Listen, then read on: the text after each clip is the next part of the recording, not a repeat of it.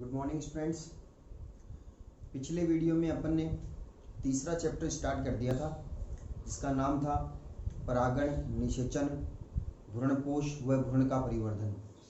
इस चैप्टर को स्टार्ट करके अपन ने पहला टॉपिक जो परागण नाम है उसको शुरू भी कर दिया था। तो क्या क्या अपन ने पिछले वीडियो में पढ़ा था उसका छोटा सा रिवीजन करते हैं, फिर आगे बढ़ते हैं। अपन ने पढ़ा था परागण, परागण की परिभाषा, पुंकेसर के परागकोश से परागकणों का निकल करके अंडक की वर्तिकाग्र पर स्थानांतरित होने की क्रिया परागण कहलाती है। फिर इसके बाद में परागण के प्रकार किए थे अपन ने।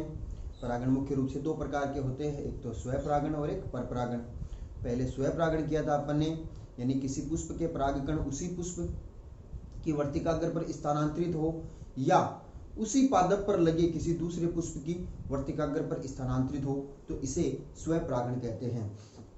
इस प्रकार से स्वपरागण के दो प्रकार किए थे अपन ने, क्योंकि परिभाषा में दो कंडीशन ले ली है तो दो प्रकार हो गए स्वपरागण के। एक तो हो गया स्वयुग्मन और एक सजात पुष्पी परागण। अब स्वयुग्मन क्या होता है? जब एक पुष्प के परागकण उसी पुष्प की वर्तिकाग्र पर स्थानांतरित होते हैं तो उसे स्वयुग्मन कहते हैं। और सजात पुष्पी परागण हो गया कि जब एक ही पादप पर लगे एक पुष्प के परागकण उसी पादप पर लगे दूसरे पुष्प के परागकण पर स्थानांतरित होते हैं, यानी एक ही पादप पर लगे दो पुष्पों के मध्य परागण होता है तो वो होता है सजात पुष्पी परागण। सजात पुष्पी परागण को आनुवंशिक रूप से तो स्वपरागण ही मानते हैं, मगर पारिस्थितिक रूप से इसे कुछ वैज्ञानिक परपरागण भी मानते हैं। फिर उसके बाद में अगर बात करते हैं, अपन ने आगे पढ़ा था परपरागण के बारे में थोड़ा सा मैंने आपको बता दिया था कि परपरागण क्या होता है। जब एक पादप पर लगे पुष्प के परागकण किसी दूसरे पादप पर लगे पुष्प की वर्तिकाग्र पर स्थानांतरित होते हैं, उसी जाति के पादप के एक पादप के पुष्प के वर्तिकाग्र उसी जाति के दूसरे पादप के पुष्प की वर्तिकाग्र पर स्थानांतरित होते हैं तो उसे परपरागण कहते हैं। यानी परपरागण के अंदर दोनों पुष्प अलग अलग पादपों पर स्थित होते हैं, ध्यान ये रखना है। स्वपरागण के अंदर पादप एक ही था, पुष्प भी एक हो सकता है, पादप भी एक हो सकता है, मगर परपरागण के अंदर दो अलग अलग पादपों के मध्य परागण की क्रिया होती है, वो परपरागण होता है। तो यहाँ पर अपन ने अपना आज के टॉपिक के अंदर पहला अपना जो टॉपिक जो है उसको परपरागण ही अपने पिछले वीडियो में थोड़ा सा डिस्कशन किया था। तो यहाँ पर अपन फिर से बात करते हैं परपरागण की। तो परपरागण में क्या होता है, जैसे एक ये पादप है और एक ये पादप है, यहाँ पर इस पादप पर एक पुष्प लगा है और यहाँ पर इस पादप पर भी एक पुष्प लगा है। अब इस पादप के परागकण जो होते हैं, पुंकेसर के परागकोश में स्थित परागकण जब हवा के द्वारा या किसी भी माध्यम से इस पुष्प की जो वर्तिकाग्र जो होती है उस वर्तिकाग्र के ऊपर स्थानांतरित होते हैं तो इसे बोलते हैं परपरागण। ये परपरागण है, यानी परपरागण की क्रिया दो अलग अलग पादपों के मध्य होती है। बात समझ में आ गई? अब उसके बाद में मैंने आपको बताया था पिछले वीडियो में कि बहुत ही इंपॉर्टेंट टॉपिक है, इसमें से क्वेश्चन बनता है कि स्वपरागण की युक्तियां या अनुकूलन कौन से होते हैं और परपरागण की युक्तियां या अनुकूलन कौन से होते हैं। यानी किसी पुष्प या पादप में केवल स्वपरागण ही हो, इसके लिए उस पुष्प या उस पादप की क्या क्या विशेषताएं होनी चाहिए। ऐसे भी विशेषताएं सब देकर भी अच्छा क्वेश्चन बनता है कि भाई अपन ये चाहें कि केवल स्वपरागण ही होगा, परपरागण नहीं होगा, तो उसमें कौन कौन से अनुकूलन या विशेषताएं या युक्तियां होनी चाहिए।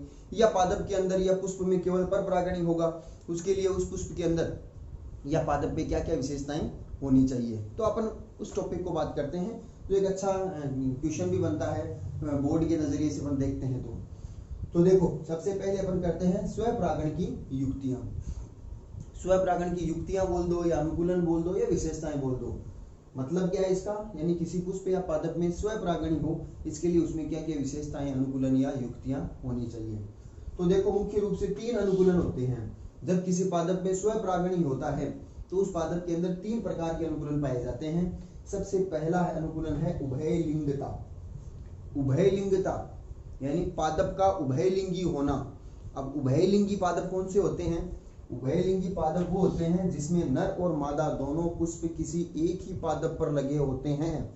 जैसे अपन ने मक्का की बात करते हैं तो मक्का के शीर्ष भाग के ऊपर जो पुष्प पाए जाते हैं वो नर पुष्प होते हैं, यानी इनमें केवल पुंकेसर होते हैं। और कक्षस्थ भाग में नीचे की तरफ जो पुष्प लगे थे कक्ष में वो मादा पुष्प होते हैं, यानी इनमें केवल जायांग पाया जाता है। ठीक है, तो इस नर पुष्प के परागकण इस मादा पुष्प की वर्तिकाग्र के ऊपर स्थानांतरित हो जाएंगे तो हो गया स्वपरागण। तो स्वपरागण में भी कौन सा? सजात पुष्पी परागण हो गया है। तो पादप का उभयलिंगी होना स्वपरागण के लिए पहला अनुकूलन है। अब पादप उभयलिंगी हो या अपन ये कहें कि पुष्प द्विलिंगी हो। पुष्प द्विलिंगी होता है तब भी स्वपरागण हो सकता है। देखो पुष्प द्विलिंगी हो यानी इसी के अंदर ही परागकोश कर दें, इसी के अंदर ही अपन वर्तिकाग्र कर दें, दोनों ही जलनांग एक ही पुष्प में है तो भी तो स्वयुग्मन हो सकता है। तो या तो पादप उभयलिंगी हो या पुष्प द्विलिंगी हो, दोनों ही कंडीशन के अंदर स्वपरागण होता है। इसलिए अपन ने पहला अनुकूलन किया है उभयलिंगता। बात समझ में आ गई। पादप उभयलिंगी होता है, पुष्प द्विलिंगी होता है। पादप उभयलिंगी कब होता है? जब दोनों जननांग वाले पुष्प इस पर मौजूद हो, नर पुष्प भी हो और मादा पुष्प भी हो, तो उस पादप को उभयलिंगी पादप कह दिया। और अगर एक पुष्प के अंदर दोनों जननांग एक पुष्प में पाए जाते हैं, नर और मादा दोनों जननांग, पुमंग और जयांग बोल दो या पुंकेशर या अंडप बोल दो या परागकोश वर्तिकाग्र बोल दो, चाहे कुछ भी बोल दो, ये नर और मादा जो जननांग के नाम हैं, ये जब एक ही पुष्प में पाए जाते हैं तो उस पुष्प को अपन कौन सा पुष्प बोलेंगे? द्विलिंगी पुष्प कहेंगे। एग्जाम्पल मटर, मटर का जो पुष्प होता है द्विलिंगी पुष्प होता है जिसमें स्वपरागणी होता है। तो पहला अनुकूलन हो गया उभयलिंगता। दूसरा अनुकूलन बात करते हैं स्वपरागण के लिए, वो है समकालपक्वता। समकालपक्वता यानी एक ही समय में परिपक्व होना। क्या परिपक्व होना? दोनों जननांग, नर और मादा दोनों जननांग, जैसे पुमंग और जायांग, दोनों जननांगों का परिपक्वन समय एक ही हो, यानी एक समान समय पर दोनों जननांग, नर और मादा दोनों जननांग जो पुष्प में पाए जाते हैं वो एक समय पर ही परिपक्व हो, तब उसके अंदर स्वपरागण के चांसेस है। एक ही समय पर कैसे? जैसे मान लिया कि परागकोश जो है वो परिपक्व हो गया। अब परागकोश परिपक्व होते ही परागकोश की भित्ति फटेगी, परागकण बाहर मुक्त होंगे। सेम उसी समय पर, बिल्कुल उसी समय पर कि पुष्प की जो अंडप जो होता है, अंडप की वर्तिकाग्र वो भी परिपक्व हो गई है और वो परागकणों को लेने के लिए ग्राही बन गई है, यानी वर्तिकाग्र भी ग्राही उसी समय पर हुई है, परिपक्व हो गई है, इसका मतलब वो ग्राही हो गई है। तो जैसे ही परागकोश से परागकण बाहर निकलेंगे तुरंत वर्तिकाग्र उनको ग्रहण कर लेगी और अंकुरण हो जाएगा परागकणों का और फिर निशान आगे हो जाएगा। बात समझ में आ रही है? मगर ऐसा हो कि परागकोश तो पहले परिपक्व हो गए हैं मगर वर्तिकाग्र या अंडप परिपक्व नहीं हुआ है, तब वो परागकण अगर वर्तिकाग्र परागकण के गिर भी जाएंगे हवा के द्वारा तो भी वो परागकण अंकुरित नहीं होंगे, कुछ समय बाद में नष्ट हो जाएंगे, क्योंकि जिस समय पर परागकोश का परिपक्व हुआ था उस समय पर वर्तिकाग्र ग्राही नहीं बनी थी, यानी परिपक्व नहीं हुई थी। तो यहाँ पर अपन स्वपरागण की बात करें तो स्वपरागण के अंदर दोनों जननांग जिस समय पर पुंकेसर के परागकोश परिपक्व होते हैं उसी समय पर अंडप की वर्तिकाग्र भी ग्राही हो जानी चाहिए, तभी स्वपरागण होगा। अगर अलग अलग समय होगा दोनों का तब स्वपरागण नहीं पर परागण होंगे, क्योंकि वो किसी दूसरे पुष्प की वर्तिकाग्र पर जाकर के वहां पर अंकुरित होंगे। तो समकालपक्वता के अंदर दोनों जननांग, नर और मादा दोनों जननांग पुष्प के अंदर जो पाए जाते हैं वो एक ही समय पर परिपक्व होने चाहिए, तभी स्वपरागण हो पाता है। इसका एग्जाम्पल अपन करते हैं गुलबबास और सदाबहार। गुलबबास और सदाबहार अपन समकालपक्वता में एग्जाम्पल कर सकते हैं। इसके बाद में तीसरा अनुकूलन जो परपरागण के अंदर पाया जाता है वो है अनुन्मील्यता। बहुत ही अच्छा इंपॉर्टेंट वर्ड है यहाँ पर अनुन्मील्यता के ऊपर काफी सारे क्वेश्चन पूछ जाते हैं। अनुन्मील्य पुष्पों से आप क्या समझते हैं या अनुन्मील्यता से आप क्या समझते हैं? देखो किसी पादप में अनुन्मील्य पुष्प पाए जाना अनुन्मील्यता कहलाता है। अब ये क्या अर्थ, क्या है इस शब्द का, अनुन्मील्य का क्या अर्थ है? देखो अनुन्मील्य पुष्प वो होते हैं जो पुष्प कभी खिलते नहीं हैं, यानी बंद रहते हैं या आवर्त रहते हैं। इसका मतलब क्या हो गया कि पुष्प जब कलिका अवस्था में होता है तो चारों तरफ से बंद रहता है, ढका हुआ रहता है जब कलिका अवस्था होती है, मगर जब पूरा का पूरा परिपक्व हो जाता है पुष्प तो खिल जाता है ना पूरा पुष्प। मगर अनुन्मील्य पुष्प ऐसे होते हैं जो कभी खिलते ही नहीं, हमेशा बंद रहते हैं, यानी चारों तरफ से इनके आवरण जो होता है ना वो पाया ही जाता है। चाहे कितने ही पुष्प जो होते हैं वो क्या हो जाए, परिपक्व हो जाए, पूरी परिपक्व हो जाएंगे तो भी वो कलिका अवस्था में रहेंगे, यानी हम बंद रहेंगे। अंदर नर और मादा दोनों जननांग परिपक्व हो गए फिर भी पुष्प खिलते नहीं है, यानी अपन किसी भी लाइन से इसको समझा सकते हैं कि या तो पुष्प कभी खिले ही नहीं, या पुष्प हमेशा आवर्त रहें, या पुष्प बंद रहें, खिले नहीं तो बंद रहते हैं। ऐसे पुष्प अनुन्मील्य पुष्प कहलाते हैं और ऐसे पुष्पों के अंदर हमेशा स्वपरागणी होगा, इसका कोई अपवाद नहीं है। और स्वपरागण में भी कौन सा प्रकार, स्वपरागण के भी दो प्रकार किए थे अपन ने, स्वयुग्मन और सजात पुष्पी। उनमें स्वयुग्मन ही होगा। क्यों होगा आपको अच्छी तरीके से समझ में आ रहा होगा अब कि पुष्प तो द्विलिंगी है ही, द्विलिंगी पुष्प हो गए तो इसके अंदर पुंकेसर भी है, परागकोश के अंदर परागकण भी है, और इसी पुष्प के अंदर मादा जननांग यानी अंडक भी है, अंडक है तो वर्तिकाग्र यहाँ पर हो गई है। ठीक है, अब पुष्प को अपन ने अनुन्मील्य बना दिया, यानी पूरा का पूरा ढक दिया है, खिलेगा ही नहीं, पूरा का पूरा बंद पुष्प है। ठीक है, तो अब जैसे ही परागकोश की भित्ति फटेगी तो ये परागकण जो बाहर निकलेंगे ये कहाँ जाएंगे, उनको तो बाहर जाने के लिए तो कोई रास्ता ही नहीं, चारों तरफ से बंद है। तो ये परागकण हमेशा ही उड़ करके इसी पुष्प की वर्तिकाग्र पर आकर के अंकुरित होंगे। तो कौन सा स्वपरागण का प्रकार हो गया ये हो गया स्वयुग्मन। स्वपरागण ही है, स्वयुग्मन भी, तो यहाँ पर स्वयुग्मन युग है। इसलिए अनुन्मील्यता होना किसी पुष्प में या किसी पादप में स्वपरागण का होने के लिए एक आवश्यक शर्त है। यानी केवल अपन ये कहें कि केवल स्वयुग्मन ही होगा, सजात पुष्पी परागण नहीं, केवल स्वयुग्मन ही हो, उसके लिए एक फिक्स अनुकूलन, तो वो हो गया अनुन्मील्यता। क्योंकि यहाँ पर कौन सा होगा, केवल स्वयुग्मन ही होगा। तो अनुन्मील्यता का मतलब समझ गए आप। ऐसे पुष्प जो कभी खिलते नहीं या बंद रहते हैं, ऐसे पुष्पों को अनुन्मील्य पुष्प कहते हैं, और यह घटना अनुन्मील्यता कहलाती है। ठीक है, एक शब्द और आता है उन्मील्यता। उन्मील्यता, अनुन्मील्यता और उन्मील्यता। उन्मील्य पुष्प और अनुन्मील्य पुष्प। उन्मील्य पुष्प कौन से होते हैं, उन्मील्य पुष्प इसका उल्टा कर दो, ऐसे पुष्प जो हमेशा खिलते हैं, कभी बंद नहीं रहते हैं, वो कहलाते हैं उन्मील्य पुष्प, और इस घटना को उन्मील्यता कहते हैं।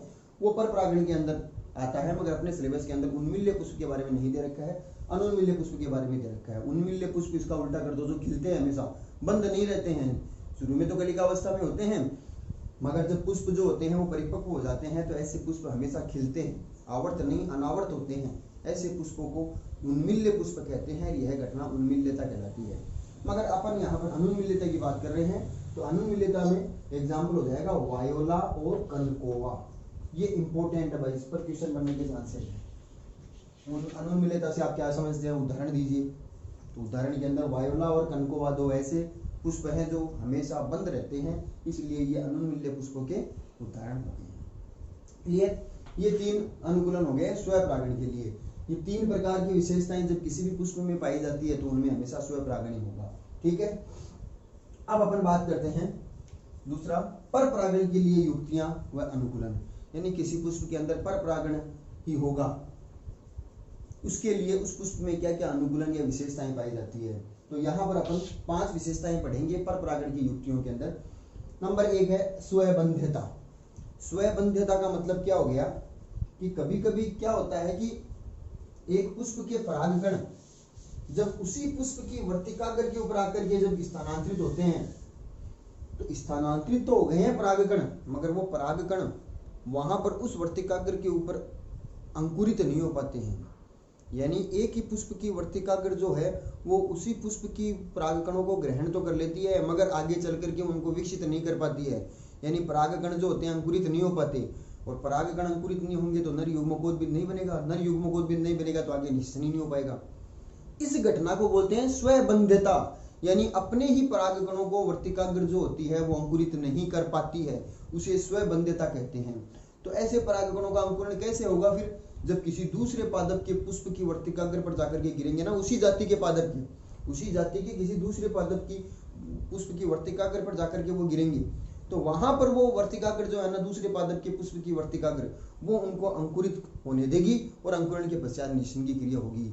यानी जिस पुष्प के अंदर परागकण है उसी पुष्प की वर्तिकाग्र जो होती है वो परागकणों को इसके ऊपर आ भी गए हैं तो अंकुरण नहीं हो पाता है, ऐसे परागकण अंकुरित नहीं हो पाते हैं। मगर यही परागकण जब किसी दूसरे पादप पर लगे पुष्प की वर्तिकाग्र पर जाकर के गिरते हैं तब ये अंकुरित हो जाते हैं।